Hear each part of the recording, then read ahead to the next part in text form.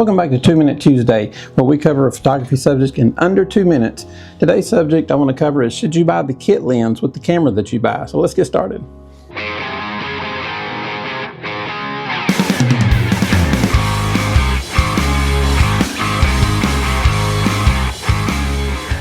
Alright, the first camera I looked at was the Canon R5, which is kind of a high-end camera.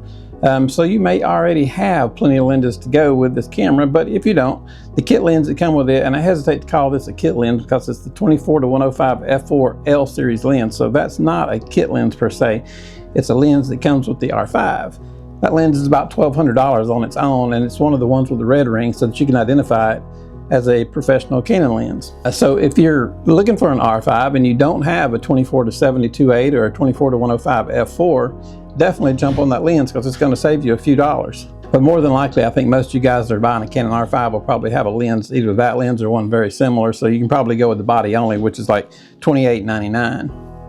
But if you do need the lens, you can add it for $1,000, which is $200 cheaper than just buying it straight out by itself. Now, if I drop down to the Canon R7, which is the lower lens, it's a crop sensor, the body on it is $13.99, and the kit lens on it is an 18-150.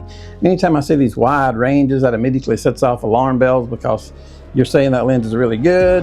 It really, 18 millimeter and still going to be good at 150, and that's pretty rare, especially for a lens that they're charging you $400 for. So that is the definition of a kit lens. It's going to be slow. Yeah, you're going to have an 18-150. If you're just starting, here's what I would say. If you're just starting and you don't have any equipment, maybe for $400, get it. I would first recommend skipping it and getting the Canon 50mm 1.8, because that's a fast lens. It's going to be a much sharper lens.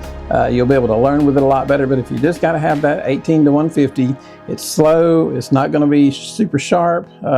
It's good for taking, I guess, vacation pictures. I wouldn't do any work with it if I was getting paid, but take a look at it and see what you think. I would recommend skipping it and getting the 50mm Canon for $199, but let's keep moving. The next camera is the Canon R10. You can get the body for $879.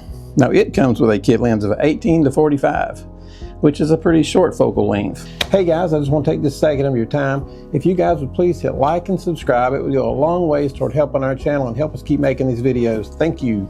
And you can get the kit for $9.99 or the body for $879, so it's $120 for this lens. And it's hard to say don't buy a lens for $120. I would still say get that 50mm for $199. And if you got an extra $120, it's at 18-45. You may not use it much, but it'll be something you can practice with and go from there.